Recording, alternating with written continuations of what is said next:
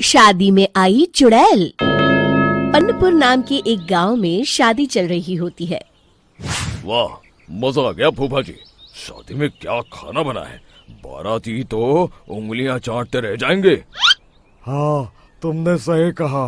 पनीर की सब्जी का तो कोई जवाब ही नहीं। दूसरी तरफ पंडित जी फेरों की तैयारी कर रहे होते हैं कि तभी वहाँ एक चुड़ैल आ जाती है। अरे मर गया रे, ये चुड़ैल यहाँ क्या कर रही है? अरे दिवाकर जी, ये आपकी कौन सी रिश्तेदार है? अरे मुझे क्या पता, क्या भाग्यवान, कहीं ये तुम्हारे मायके से तो नहीं आई है।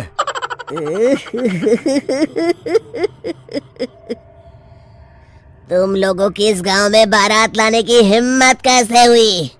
मेरे रहते इस गांव में किसी की शादी नहीं हो सकती।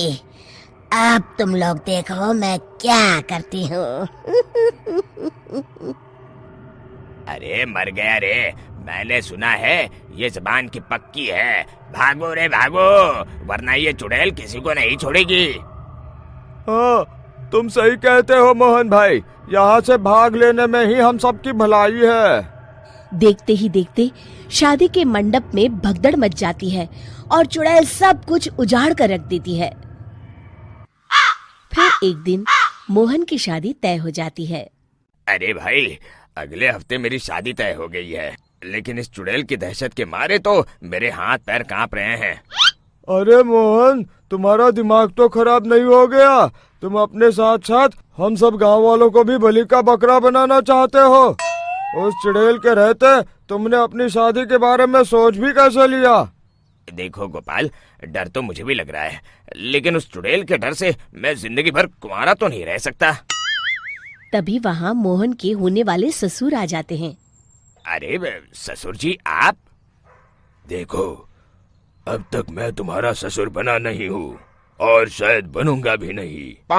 ये आप क्या कह रहे हैं? मैंने तो शादी का कोड भी सिलवा लिया है। मैं अपनी बेटी की शादी किसी अच्छे गांव में कराना चाहता हूँ। तुम्हारा गांव तो भूतिया गांव है। मैं तो क्या, अब तो कोई भी अपनी लड़की इस गांव वालों को नहीं देगा। इस तरह चुड़ैल के डर से उस गांव में किसी की भी शादी नहीं हो पाती। फिर एक दिन गांव के जमींदार अपनी बेटी की शादी करने का विचार करते हैं, लेकिन चुड़ैल के डर से उनकी भी हिम्मत जवाब दे देती है।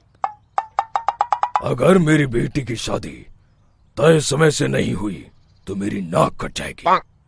मुझे कुछ करना ही होगा। एक सलाहकार के कहने पर जमींदार काशी से एक बहुत ही नामी तांत्रिक को अपने घर बुलवाते हैं, जो भूत चुड़ैल को पकड़ने में माहिर माना जाता था। जमींदार साहब, आप चिंता मत करिए। इस गांव की सीमा में प्रवेश करते ही मुझे उस चुड़ैल के बारे में सब पता चल गया था। आप उसे जल्दी से जल्दी कैद कर लीजिए ताकि मैं अपनी बेटी की शादी कर सकूं। जब वो चुड़ैल एक इंसान थी, तब ठीक उसकी शादी करने वाले दिन ही उसकी और उसके होने वाले पति की एक दुर्घटना में मौत हो गई थी।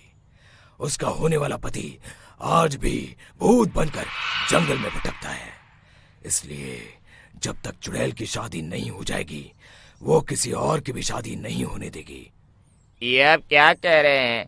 अगर वो भूत भी हमारे गांव में आ गया, तब हमारा क्या होगा? ये आदमी बीच में बहुत बोलता है, इसे बाहर निकालो। उसके बाद तांत्रिक बताते हैं कि अगर उस भूत के साथ चुड़ैल की शादी करा दी जाए तो वो चुड़ैल हमेशा हमेशा के लिए उस गांव को छोड़कर चली जाएगी। जमींदार साहब, आप अपनी बेटी की शादी की तैयारी शुरू कर दीजिए। मैं कुछ गांव वालों को अपने साथ लेकर उस भूत को ढूंढने जंगल की ओर जाता हूँ।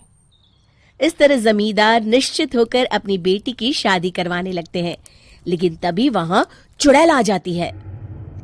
मैंने तुम गांव वालों को समझाया था ना कि इस गांव में कभी कोई शादी नहीं करेगा। लगता है तुम लोग मुझे हल्के में ले रहे हो। चुड़ैल जमींदार की बेटी को उठा लेती है।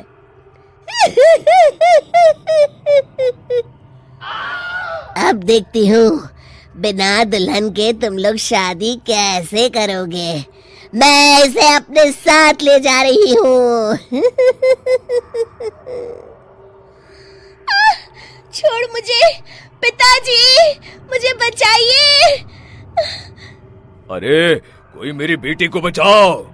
तभी तांत्रिक उस भूत को लेकर वहां पहुंचता है। अरे भाग्यवान, रुको, इन मासूमों को परेशान मत करो, मैं आ गया हूँ, अब तुम मेरे साथ चलो।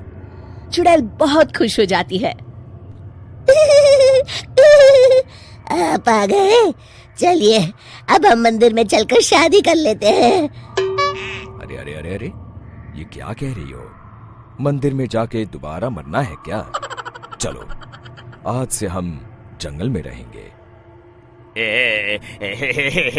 चुड़ैल चली गई, अब मेरी शादी हो जाएगी।